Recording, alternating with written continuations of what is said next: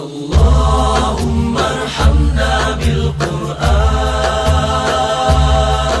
واجعله لنا إماما ونورا وهدى ورحمة. بسم الله الرحمن الرحيم. Assalamualaikum warahmatullahi wabarakatuh. Alhamdulillahi rabbil alamin wa bihi nasta'inu ala umuri dunya waddin, wassalatu wassalamu ala sayyidina Muhammadin wa ala alihi wa sahbihi wa man tabi'ahu ila yaumiddin. Sama-sama kita hormati Bapak RW 09, Bapak-bapak RT, Bapak Ketua Masjid beserta seluruh pengurus, hadirin hadirat, orang-orang tua saya, alim ulama, cerdik pandai, adik-adik, saudara-saudari. Tak dapat saya sebut satu persatu. Yang besar tak disebut gelar, yang kecil tak disebut nama. InsyaAllah kita ini semua adalah hamba-hamba yang dimuliakan oleh Allah Subhanahu wa ta'ala. Amin ya rabbal alamin. Dalam sebuah hadis disebutkan Nabi SAW, majtama'a qaumun fi baitin min buyutillah. Sekelompok orang, laki-laki, perempuan, tua, muda, qaum. Makna qaum lebih dari dua orang. Majtama'a qaumun fi baitin min buyutillah. Sekelompok orang berkumpul di rumah Allah. Yatsluna kitab Allah, membaca kitab suci Allah, Al-Quran. Wa yatadarasunahu fima bainahum, mengkaji isinya. Tiga yang dilakukan orang tersebut: berkumpul di rumah Allah, membaca kitab suci Allah, mengkaji isinya. Tiga inilah yang sedang kita lakukan sekarang. Dari mulai insya' tadi kita berkumpul membaca kitab suci Allah. Tadi bapak salah seorang dari jamaah membacakan kitab suci. Kemudian yang ketiga sekarang bagian saya, wa yatadarasunahu, mengkaji isinya. Tiga kita lakukan, maka empat yang dibalas Allah Subhanahu wa ta'ala. Maka balasan yang diberikan Allah, nazalat alaihimus sakinah, diturunkan ketenangan ke dalam hati mereka. Ghasyiyat bihimur rahmah, mereka diliputi oleh rahmat Allah. Yang ketiga, haffat bihimul malaikah, dikelilingi oleh para malaikat rahmat. Yang keempat, wa dzakarahumullahu fiman indah, dibanggakan oleh para malaikat, dibanggakan Allah kepada para malaikat. Kalau dulu ketika Allah mau ciptakan manusia, malaikat itu komplain, tidak setuju. Apa kata malaikat di awal surat Al-Baqarah yang selalu kita baca? Ataj'alu fiha man yufsidu fiha wa yusfikud dima. Ya Allah, untuk apa engkau ciptakan mereka yang hanya akan buat kerusakan, menumpahkan darah, berperang, saling bunuh membunuh? Kalau hanya untuk memuji mengagungkan engkau, tak perlu engkau ciptakan makhluk yang baru ya Allah. Lalu kemudian malam ini Allah banggakan kita. Apa kata Allah Ta'ala?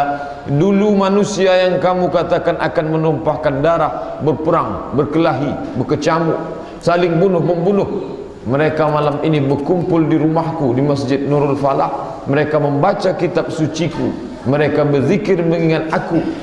Maka kita berharap mudah-mudahan kita semua malam ini termasuk hamba-hamba yang dimuliakan dan dibanggakan oleh Allah Subhanahu wa ta'ala. Amin ya rabbal alamin. Bapak dan ibu hadirin yang dimuliakan Allah, malam ini banyak saudara-saudara kita yang dititipkan Allah amanah umur, diberikan kesehatan badan, tapi tak dapat mengisinya dengan yang baik. Alhamdulillah, kita termasuk golongan orang-orang yang dititipkan Allah usia sampai malam ini kita masih hidup, diberikan kesempatan untuk beramal saleh dan dapat kita menghayunkan tangan, meringankan langkah, datang ke rumah Allah, bersilaturahim. Untuk itu kita ucapkan puji syukur dengan mengucapkan Alhamdulillahirabbil alamin. Kemudian berselawat kepada Rasulullah dengan mengucapkan Allahumma salli ala sayyidina Muhammad wa ala ali Muhammad. Nabi SAW berjanji, man shalla alayya salatan, siapa yang berselawat kepadaku satu kali saja dengan ucapan Allahumma salli ala Muhammad wa ala ali Muhammad, apa kata Nabi? Sallallahu alaihi biha asyara, Allah balas 10 kebaikan untuk dirinya. Kemudian balasan yang selanjutnya adalah, apa kata Nabi SAW? Diangkat 10 derajat kemuliaan di sisi Allah. Kemudian khuttat anhu asyara sayyiat, ditutupi 10 kesalahan. Wa rufi'at lahu asyara darajat, dinaikkan 10 tingkatan kemuliaan. Satu dari mulut kita 30 balasan. 3 yang kita lakukan, 4 yang dibalas. Begitulah Allah Subhanahu wa taala. Dia tidak mau berikan balasan yang sama, tapi setiap kita lakukan satu, dia balas lebih dari yang semestinya. Oleh sebab itu, ini motivasi untuk kita selalu beramal saleh, insyaallah. Bapak dan Ibu hadirin yang dimuliakan Allah Subhanahu wa taala, malam ini acara halal bihalal, maka saya ingin mengajak Bapak dan Ibu mengaji Al-Quran, mengkaji ulang tentang akhir dari surat Al-Baqarah, akhir dari ayat tentang puasa, yaitu la'allakum tattaqun. Mudah-mudahan kamu bertakwa. Apakah dapat kita takwa selama 30 hari itu? Kita berhusnuzan kepada Allah, kita dapat. Tapi apakah kita betul-betul dapat meyakininya secara pasti? Maka perlu dalil. Apakah takwa itu dapat dilihat dengan mata? Apakah takwa itu cukup dengan baju takwa? Apakah takwa itu cukup dengan nama masjid takwa? Padahal Nabi mengatakan 3 kali, at-taqwa hahuna, takwa itu di sini, at-taqwa hahuna, at-taqwa hahuna. Oleh sebab itu, untuk melihat dapat tidak takwa, maka kita melihat surat Ali Imran ayat 134 dan ayat 135. Dalam 2 ayat ini disebutkan Allah SWT. Bapak dan Ibu nanti bisa pulang melihat di rumah terjemahnya dan lengkap tafsirnya. Surat Ali Imran ayat 134, 135. Dalam 2 ayat ini disebutkan ada 6 sifat orang yang sampai kepada derajat takwa. Tadi Pak Ketua Masjid menyebutkan, mudah-mudahan selesai dari masjid ini, selesai dari pengajian ini, ada yang dapat kita bawa pulang. InsyaAllah 6 ini kita bawa pulang, kita ukur pada diri kita. Kalau ada ke-6-6-nya, InsyaAllah kita termasuk orang bertakwa. Kalau tidak, maka kita berusaha untuk mencapai derajat takwa tersebut. Apa sifat orang yang bertakwa yang pertama? Yang pertama kata Allah Subhanahu wa taala, alladzina yunfiquna fis sarra wad dharra. Orang yang bertakwa itu sifatnya yang pertama, bersedekah pada saat lapang dan sempit, bersedekah pada saat senang dan susah, bersedekah pada saat banyak rezekinya maupun sedikit. Kalau ada orang mampu berbagi saat banyak, itu biasa. Kalau ada orang mampu berbagi ketika kaya, itu biasa. Tapi ada orang yang mampu berbagi saat sempit, saat waktunya, saat di ujung bulan, saat rezekinya tidak lapang. Dari situlah letak orang yang bertakwa. Mengapa orang yang bertakwa itu ringan tangannya bersedekah?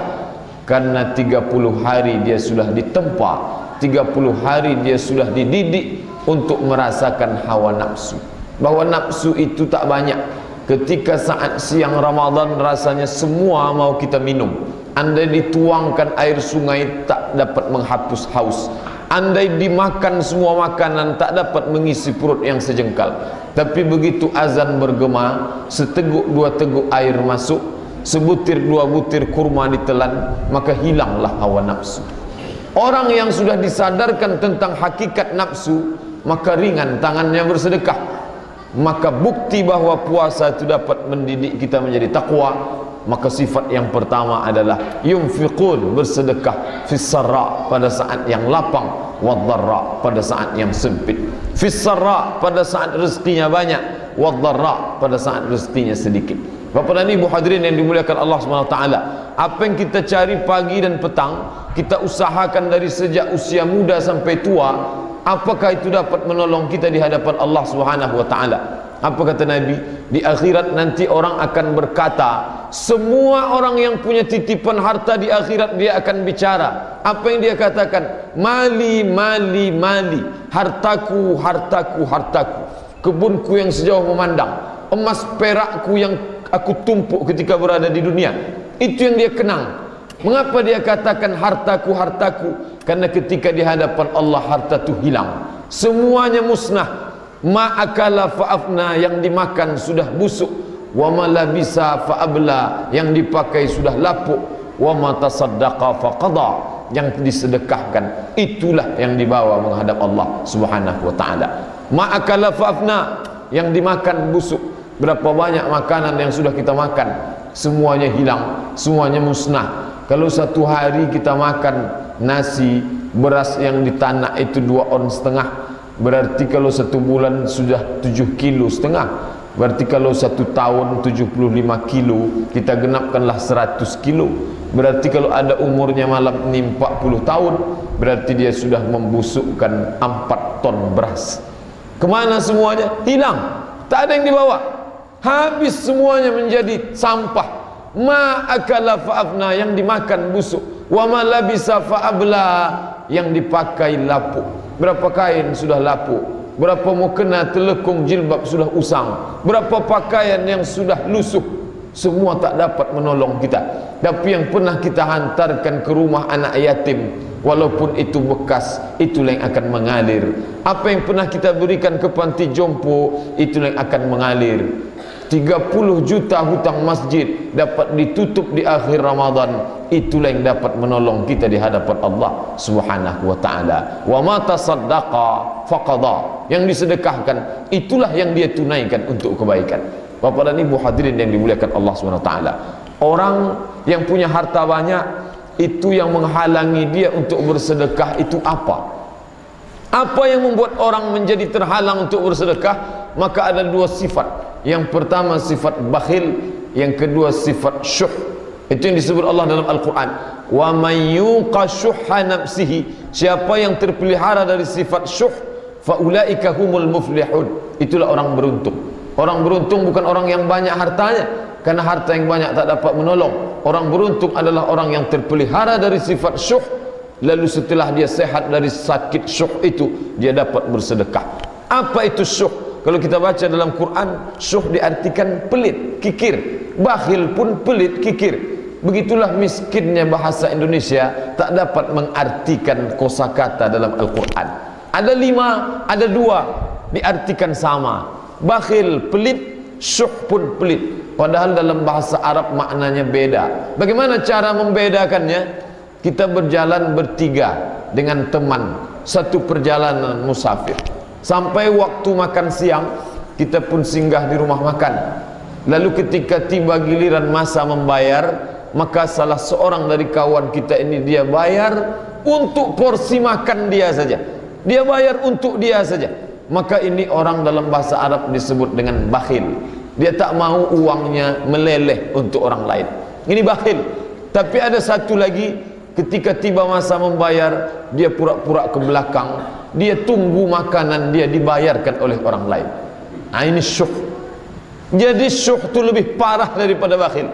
Kalau bakhil, dia bayar untuk dirinya, tak mau dia bayar untuk orang lain. Tapi lebih parah daripada itu adalah syuh. Apa itu?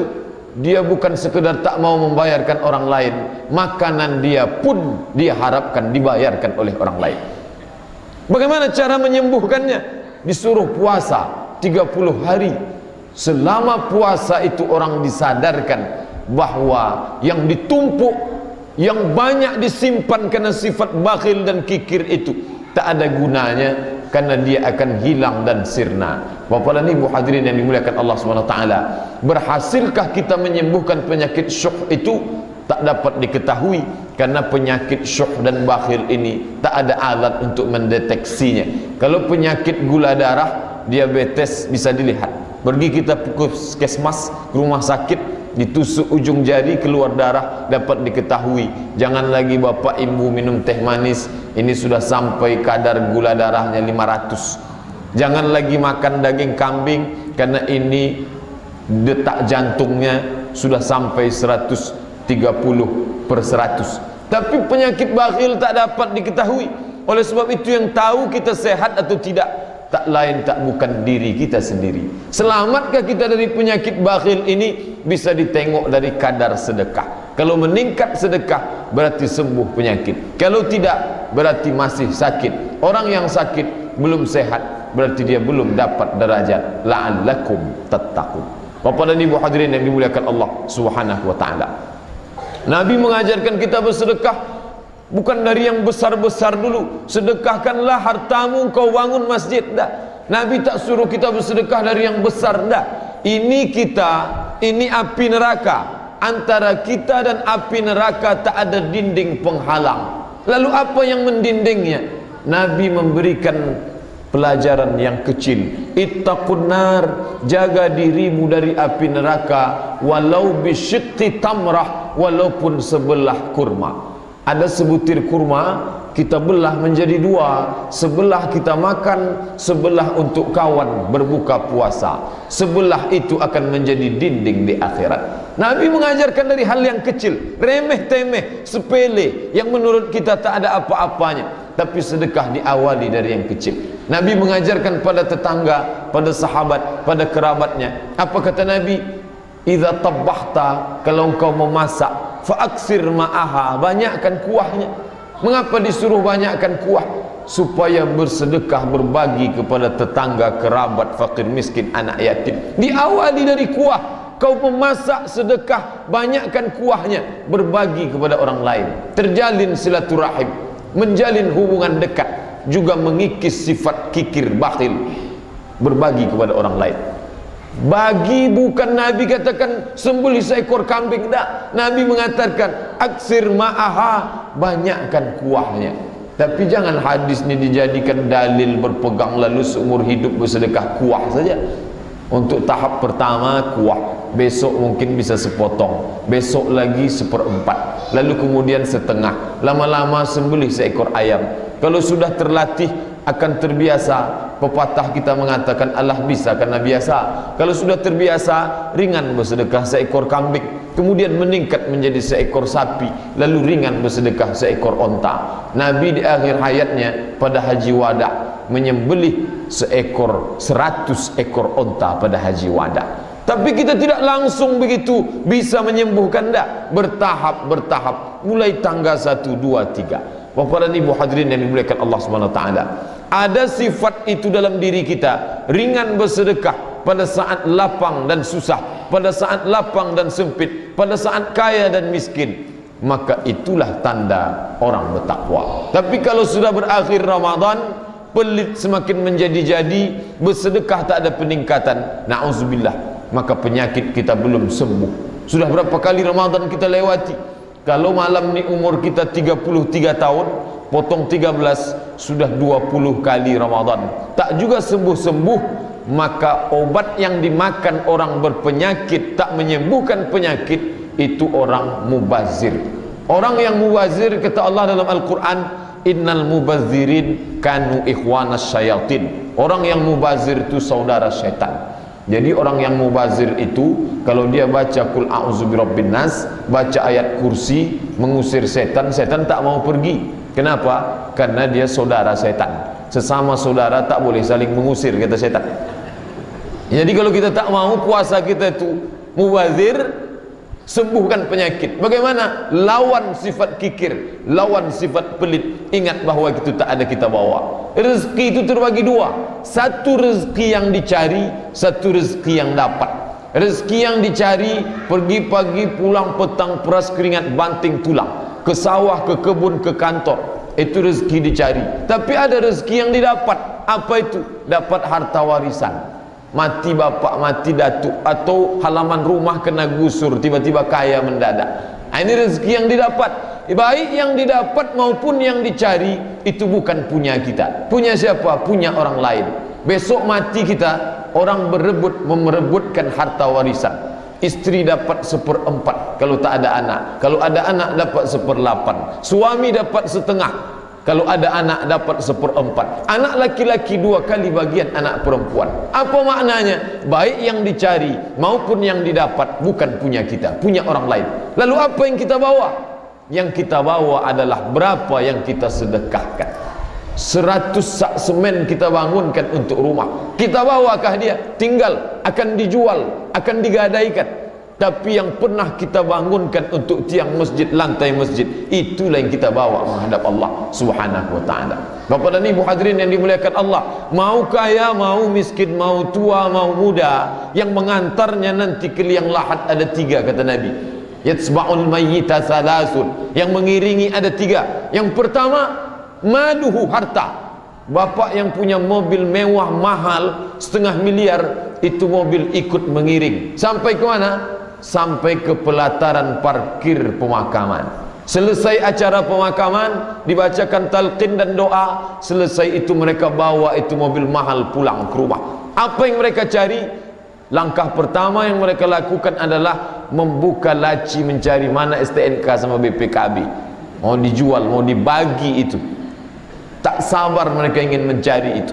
Itu tinggal.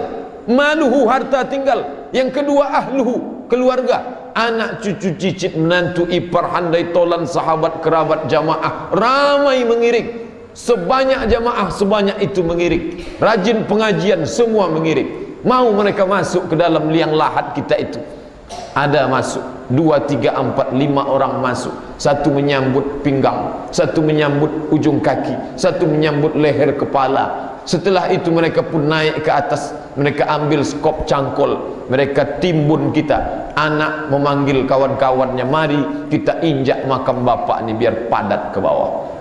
Setelah itu apa lagi yang menolong kita? Yarji'uthnani, yang dua ni balik, kata Nabi. Harta balik ke rumah, keluarga, sahabat, istri, anak, menantu pulang ke rumah. Lalu apa yang tinggal? Wa yabqa wahidun, yang tinggal satu. Apa itu? Wa amaluhu, amal. Apa yang pernah disedekahkan, itulah yang bersama dengan kita. Bapak dan Ibu hadirin yang dimuliakan Allah, yang lalu tak dapat diulang, apa boleh buat? Yang terlewat, terlampau, terlangkau tak dapat diulang. Jangankan sehari, jangankan seminggu yang lalu, jangankan setahun yang lalu, semenit yang lalu tak dapat kita mundur ke belakang. Tapi yang depan dapat. Kita atur, kita manage, kita atur ini harta benda kita ini, mana yang akan kita bawa ke sana, mana yang akan kita tinggalkan di dunia. Orang yang bertakwa selamat dia karena ringan tangannya bersedekah fis-sarra wad-dharra, saat lapang maupun sempit, saat senang maupun susah.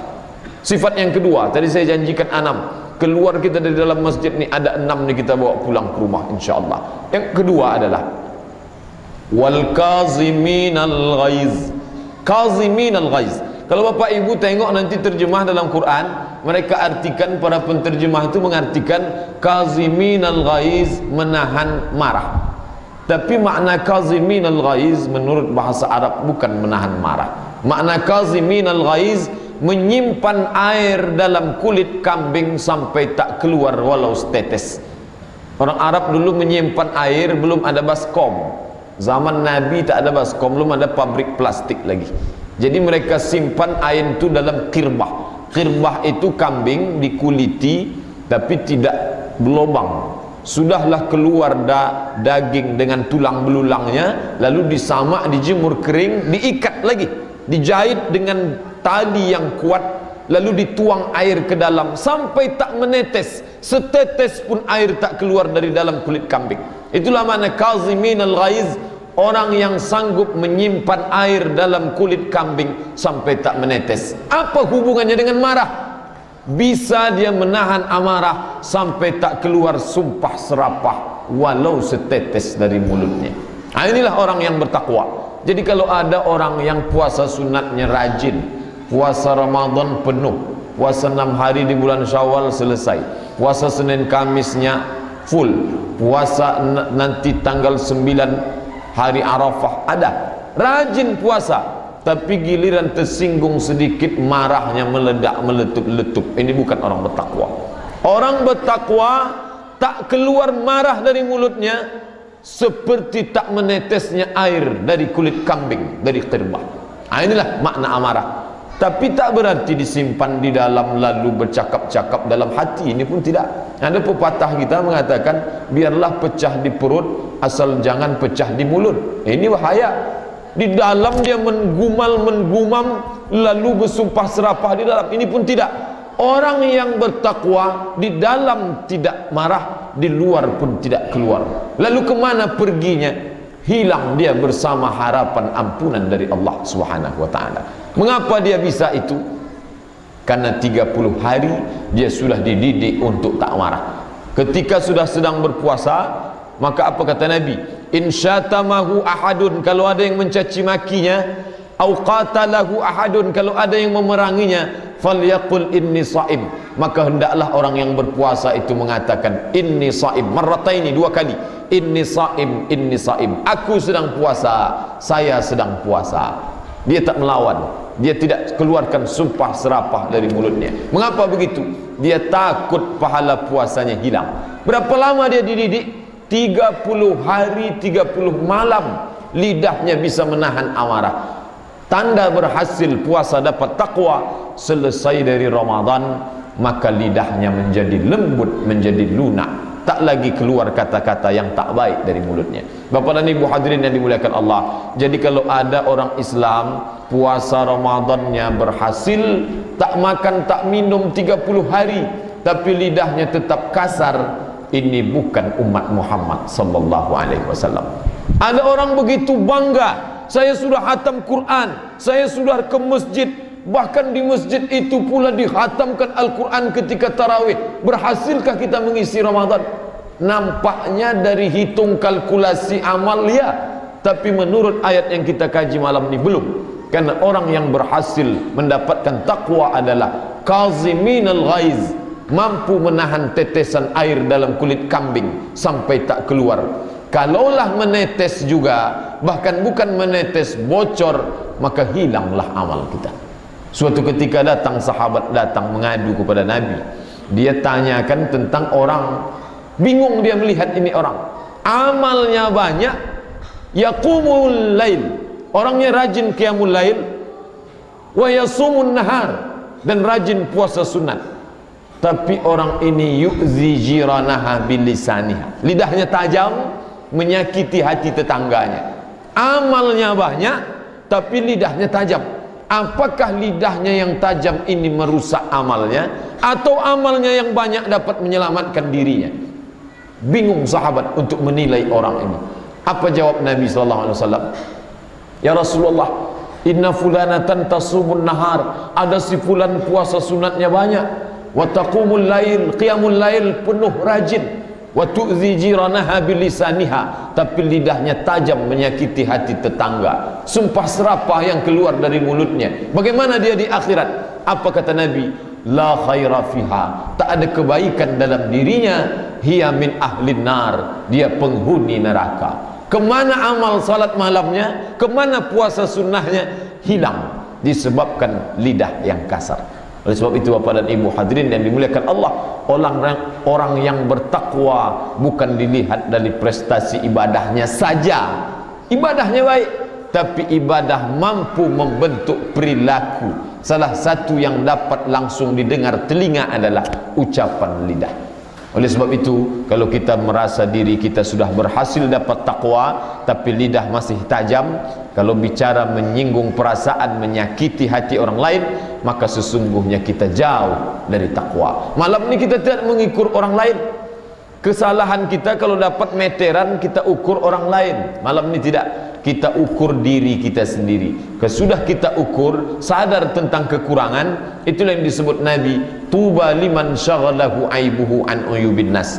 Berbahagialah orang yang sibuk memikirkan aib dirinya sampai dia tak sempat memikirkan aib orang lain.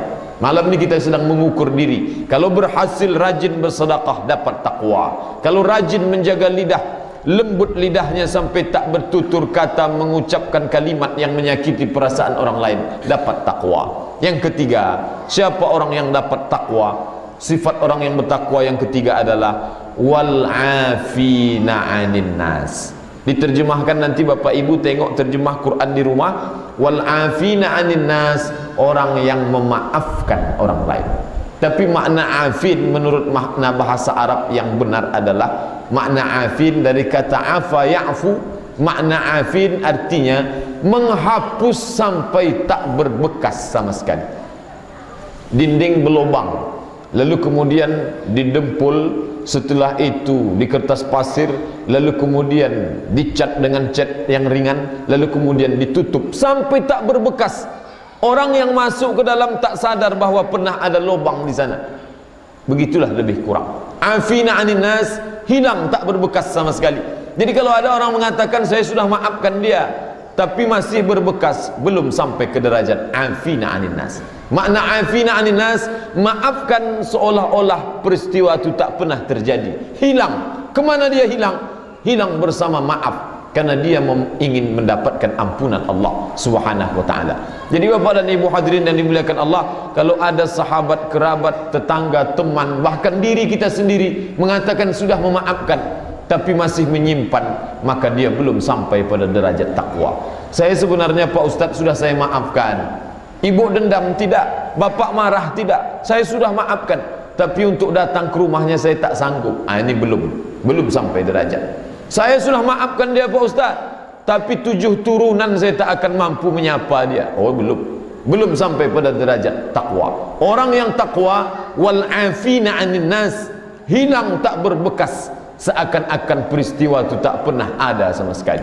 Bapak dan Ibu hadirin yang dimuliakan Allah Subhanahu wa taala, makanya kita selama 30 malam itu, kata Aisyah kepada Nabi, ya Rasulullah, andai aku berjumpa dengan malam Lailatul Qadar, ditakdirkan Allah aku bertemu dengan Lailatul Qadar, apa doa yang aku panjatkan? Apakah minta kaya? Apakah minta hebat? Apakah minta jadi raja sultan? Apa doa yang ku panjatkan kepada Allah? Diajarkan Nabi, bacalah doa ni wahai Aisyah, Allahumma innaka afuun tuhibbul afwa fa'fu anni. Ya Allah, engkau maha pemaaf, engkau cinta kepada maaf, maka maafkanlah aku. Maaf itu diambil dari kata afa ya'fu, afuun, hapus, hilang, tak berbekas sama sekali. Ya Allah, engkau maha penghapus, afuun, menghapuskan dosa seorang hamba tak lagi dilihat Allah, karena sudah hilang, hapus. Engkau maha penghapus, kau cinta pada menghapuskan dosa, maka hapuskanlah dosaku. Kalau kita minta itu kepada Allah 30 malam, dalam satu malam berapa kali, di sujud terakhir, di tahajud kita, lalu sanggupkah itu kita ucapkan pada orang lain? Orang yang bertakwa sanggup dia menghilangkan itu. Kalau belum sanggup, berarti kita belum sampai pada derajat takwa. Bapak dan Ibu hadirin yang dimuliakan Allah Subhanahu wa taala. Tapi ini berurutan, antara yang 2 dengan yang 3 tak dapat dilompat. Tak mungkin dapat menghapuskan kalau tak dapat menahan amarah. Amarah ditahan, baru dapat memaafkan orang lain. Kalau tidak, kita tak dapat melakukan itu. Oh, kalau begitu hilanglah hukum. Apakah dengan maaf hilang hukum? Tidak, hukum tetap tegak berdiri. Maka dalam Islam tetap ada hukum. Jangan pula bayangkan Nabi itu orang pemaaf lalu tak pernah marah. Nabi tetap pernah marah. Orang Islam bukan berarti orang yang tak pernah marah. Orang Islam tetap marah, tapi menempatkan marah pada tempatnya. Jangan bayangkan Nabi tak pernah marah sama sekali. Nabi pernah marah, tapi kapan marah Nabi? Ada momen tertentu.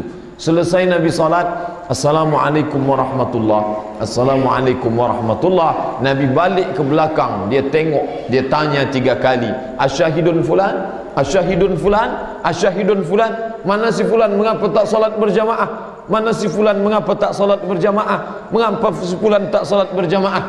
Mengapa ustaz tadi tak balik ke belakang habis salam, ustaz tetap ke depan? Andai saya balik ke belakang, siapa mau saya tanya? Saya tak ada kenal jemaah Masjid Nurul Falah, maka saya tetap mengarah ke depan. Nabi balik ke belakang, dia tanya, mana si fulan, mana si fulan, mana si fulan. Ada inspeksi mendadak. Setelah itu dalam hadis lain pula, Nabi mengancam. Apa kata Nabi? Layantahiyanna, orang yang tak salat berjamaah itu mestilah berhenti dari kebiasaan mereka. Yang biasa dirinya salat di rumah, stop. Kalau tetap juga tak mau berubah, la uharriqanna alaihim buyutahum, aku akan membakar rumah mereka yang tak salat berjamaah ke masjid. Ini Nabi marah. Tadi katanya Nabi itu pemaaf, betul maaf, tapi momen tertentu, ketika masjid kosong, ketika masjid tak dimakmurkan, di situ Nabi marah. Aku akan bakar rumah mereka, kata Nabi. Kalaulah hidup Nabi itu di Pekanbaru sekarang, bertambah titik api di Provinsi Riau, banyak rumah kena bakar. Oleh sebab itu Nabi marah.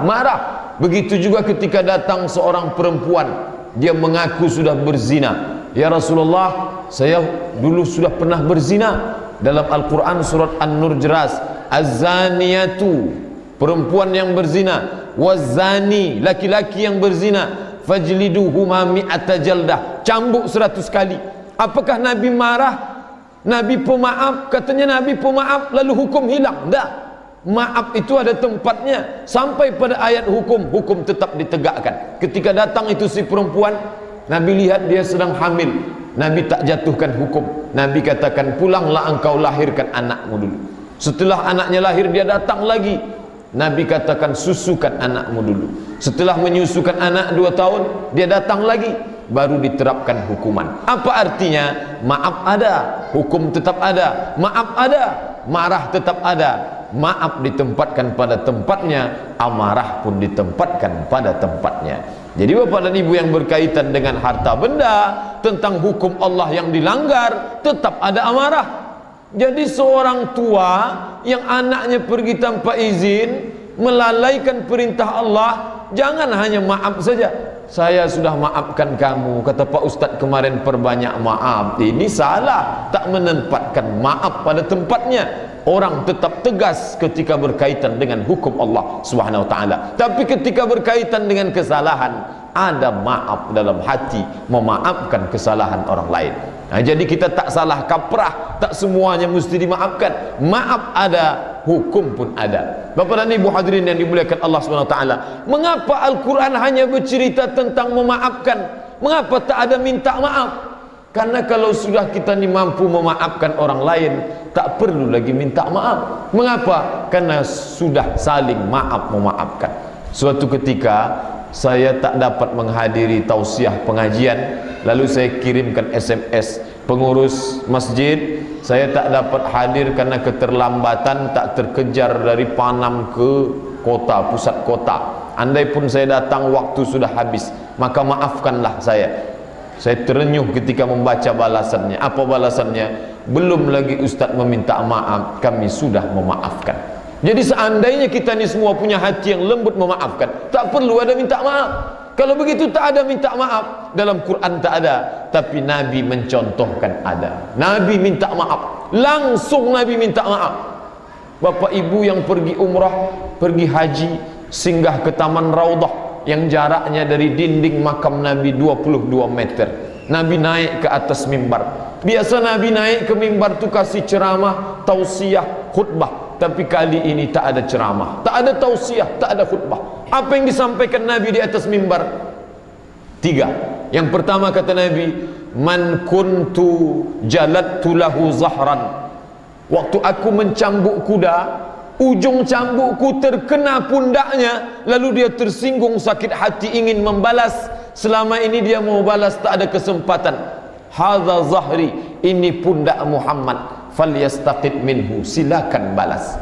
Siapa yang sakit hati pernah tersinggung, ini pundak Muhammad, silakan balas.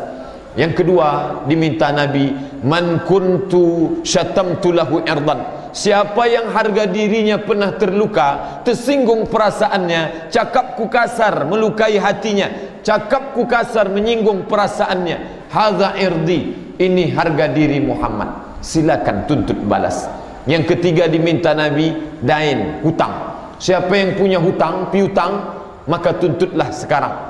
Jangan bayangkan umat Islam, sahabat Nabi itu tunduk saja ketika Nabi katakan demikian. Tegak seorang sahabat menuntut, ya Rasulullah, inna laka alayya salasa darahim. Engkau punya hutang 3 dirham. Zaman Nabi tak ada duit kertas, ada duit logam. Satu namanya dinar, duit emas. Satu namanya dirham, duit perak. Ya Rasulullah, inna laka alayya salasa darahim. Kau punya hutang 3 dirham, tuntut, saya mau minta bayar sekarang.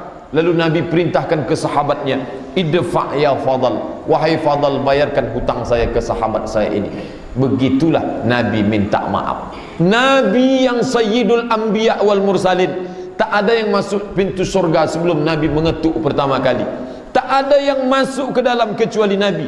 Tak ada yang berhak memberi syafaat kecuali Nabi. Nabi yang dijanjikan Allah, wala saufa yu'tika rabbuka fatarda. Apapun yang kau mau akan kukasih ya Muhammad. Tapi dia tetap minta maaf.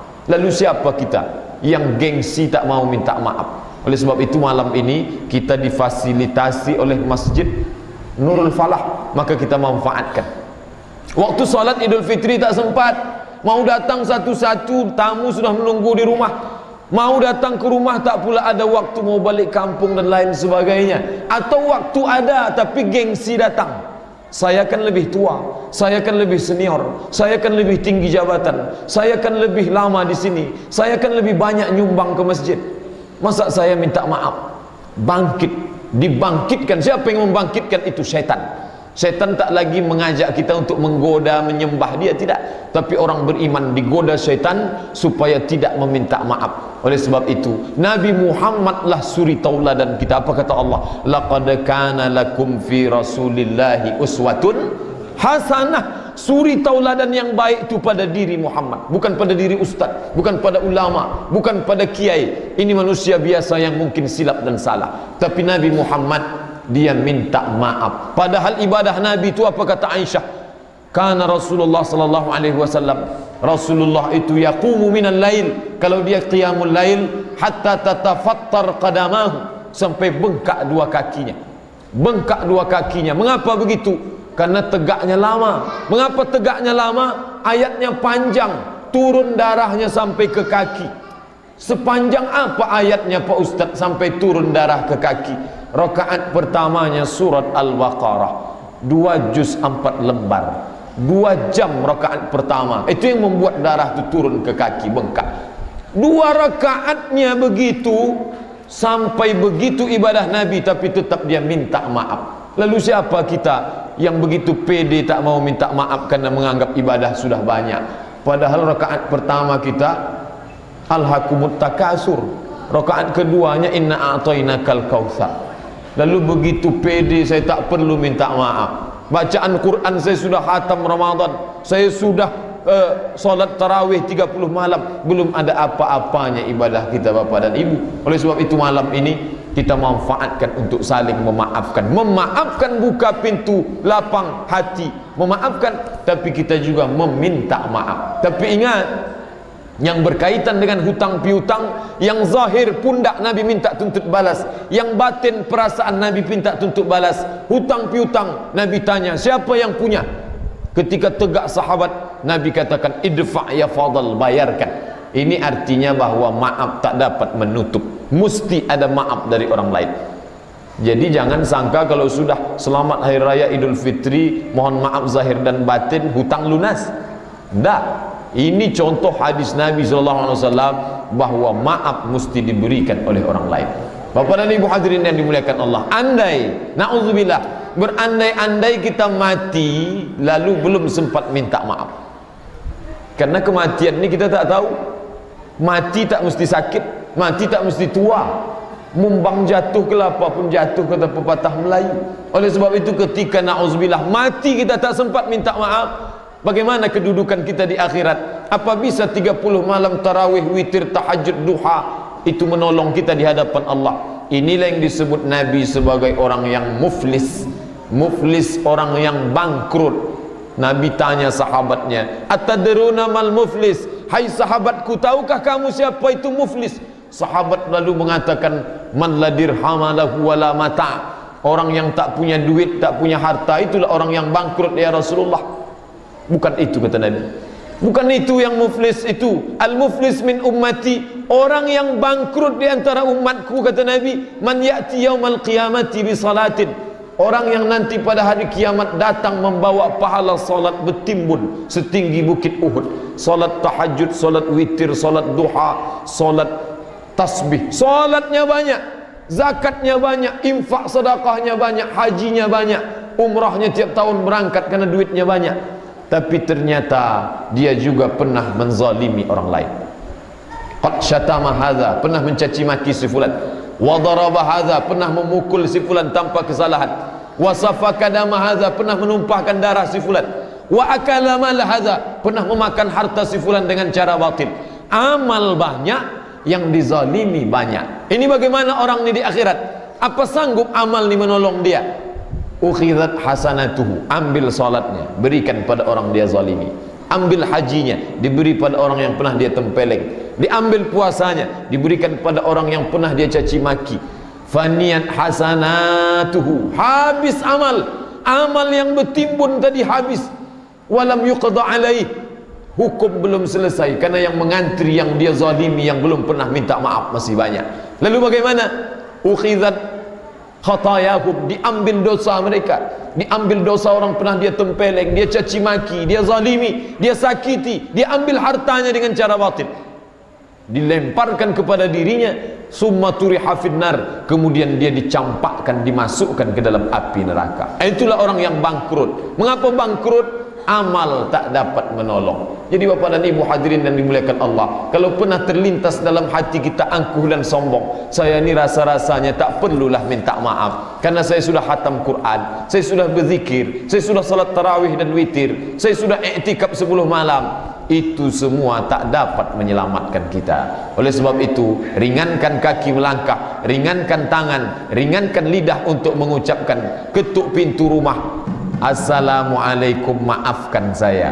Andai yang datang itu bukan jawaban waalaikumsalam, bukan senyuman, jangan kita pikirkan, karena kita tidak memikirkan dia. Yang kita pikirkan adalah menyelamatkan amal kita di padang mahsyar nanti. Bapak dan ibu hadirin yang dimuliakan Allah, menahan amarah, memaafkan orang lain.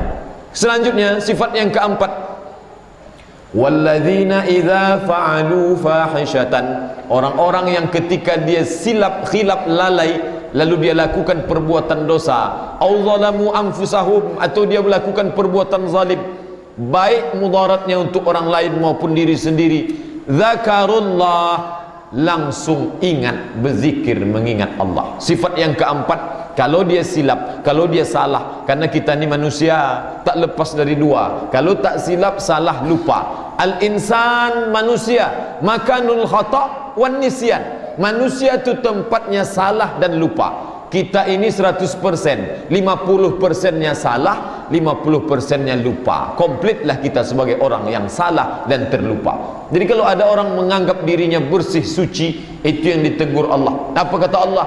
Fala tuzakku anfusakum, jangan kamu sangka diri kamu itu suci, jangan menyangka diri suci. Ketika kita silap, salah, langsung berzikir, mengingat Allah. Mengapa dia bisa zikir? Karena sudah 30 hari dibiasakan berzikir. 30 hari, kalau matanya lalai menengok yang tak diridhai Allah, tunduk, ingat Allah. Kalau telinganya lalai mendengar yang tak disukai Allah, langsung ingat Allah. Kalau lidahnya lalai mencakap, membicarakan yang tak diridhai Allah, langsung ingat kepada Allah. Jadi sifat orang yang bertakwa, memang dia pernah lupa, dia pernah lalai, dia pernah silap, dia pernah khilaf. Tapi apa bedanya dengan orang yang tak bertakwa? Yang tak bertakwa tak ada remnya, tak ada pembatasnya. Orang yang bertakwa, zakarullah, langsung berzikir, mengingat Allah subhanahu wa ta'ala. Sifat yang kelima, fastaghfaru lidzunubihim. Setelah berzikir, ingat kepada Allah, tak hanya sekedar ingat. Yang kelima, fastaghfaru lidzunubihim, beristighfar, memperbanyak istighfar. Berapa kali istighfar ni Pak Ustaz? Apakah cukup habis salat astaghfirullah, astaghfirullah, astaghfirullah? Nabi suri tauladan, contoh kita. Balik segalanya, balik ke Nabi. Berapa kali Nabi beristighfar? Aisyah meriwayatkan, Nabi itu bersumpah, wallahi demi Allah, inni la astaghfiru ila rabbi, aku beristighfar kepada Allah, wa atubu ilaih, aku bertaubat kepada Allah, mi'ata marrah fil yaumi wal lailah, 100 kali sehari semalam. Jadi kalau 3 kali selesai salat, belum lagi. Oleh sebab itu, kalau kita mau lazimkan istighfar ni paling tidak 20 kali. Kalau 20 kali habis subuh, zuhur, asar, maghrib, isya, insya-Allah 100. Atau tak mesti menunggu selesai salat, kita perbanyak istighfar. Sependek-pendek istighfar astaghfirullah, agak panjang astaghfirullahalazim, lebih panjang astaghfirullahalazim alladzi la ilaha illa huwal hayyul qayyum wa atubu ilaih. Tapi yang lebih afdal adalah sayyidul istighfar, induk dari segala istighfar. Allahumma anta rabbi, la ilaha illa anta khalaqtani, wa ana abduka wa ana ala ahdika wa wa'dika mastata'tu, a'udzubika min syarri ma sana'tu, abu'u laka bi ni'matika alayya, wa abu'u bi dhanbi faghfirli, fa innahu la yaghfiru dzunuba illa anta. Itulah yang selalu disebut Nabi. Kalau kita baca waktu siang dengan penuh keimanan, mati kita siang itu maka diampuni Allah, ditempatkannya kita dalam Jannatul Naim. Kalau kita baca pada waktu malam dengan penuh keimanan, taubat nasuha, mati kita pada malam itu, kita baca sebelum tidur, mati kita besok pagi tak lagi diberikan Allah umur, dicabut Allah ruh, maka mati dalam keadaan husnul khatimah. Oleh sebab itu kita perbanyak istighfar. Apa janji Nabi untuk orang yang melazimkan istighfar? 3 janji Nabi. Man lazimal istighfar, siapa yang melazimkan istighfar, memperbanyak istighfar, janji yang pertama Nabi, ja'alallahu likulli dhaiqin makhraja, setiap kesempitan hidupnya diberikan Allah jalan keluar. Hidup ini penuh dengan kesempitan, musibah silih berganti. Apa beda orang yang banyak istighfar? Orang yang banyak istighfar diberi Allah makhraja, solusi, jalan keluar. Yang kedua, walikulli hammin faraja, kesusahan hatinya diberikan Allah kelapangan. Sempit dan lapang hidup ini bukan ditengok dari lapang besar rumahnya, bukan ditengok di mana tinggal kenikmatan dunia, tapi ditengok dari hati yang lapang. Orang barat bunuh diri bukan karena di PHK. Orang barat bunuh diri bukan karena tak makan. Orang barat bunuh diri karena banyak hidup materi. Di mana letak lapang dan sempit? Di hati. Orang yang memperbanyak istighfar, dilapangkan Allah dadanya, sehingga dia menikmati hidup ini karena dia selalu dekat dengan Allah. Janji yang ketiga, warazaqahu min haitsu la yahtasib, diberikan Allah rezeki dari yang tak disangka-sangka. Orang yang bertakwa, dia beristighfar, mohon ampun kepada Allah Subhanahu wa taala. Ini yang kelima. Yang terakhir, yang keenam, walam yusirru ala ma fa'alu wa hum ya'lamun. Yang keenam, walam yusirru, stop, tidak melanjutkan, titik. Masa lalu bergelimang dosa, memang kita pernah silap dan salah. Jangankan kita, Nabi Adam saja pernah silap salah makan buah kuldi. Orang-orang soleh pun pernah melewati masa yang suram, masa yang sulit. Tapi apa bedanya orang bertakwa? Orang bertakwa ingat kepada Allah, beristighfar, walam yusiru, stop, gunting dengan masa lalu, berhenti, taubat nasuha. Oleh sebab itu 30 hari kita sudah bersihkan diri, maka berhentilah kita awali Syawal ini dengan peningkatan amal saleh. Ada keenam-enamnya Pak Ustadz. Dari awal pengajian Ustadz baca ayat tadi sampai terakhir, keenam-enamnya ada dalam diri saya. Alhamdulillah, kita tinggal tingkatkan. Tak ada 6, 5, bersyukur, kita tinggal tambah 1. Tak ada 5, ada 4, bersyukur kepada Allah, tambah 2. Setengahnya yang ada Pak Ustadz 3, bersyukur juga kepada Allah. Ada 2, Alhamdulillah. 1 pun jadilah. Tapi kalau tak ada 1 pun tidak, la haula wala quwata illa billah. Bapak dan Ibu hadirin yang dimuliakan Allah Subhanahu wa taala, sifat orang beriman, wa idza tuliyat alaihim ayatuhu, kalau dibacakan ayat-ayat Allah, zadathum imana. Malam ini saya bacakan 2 ayat saja.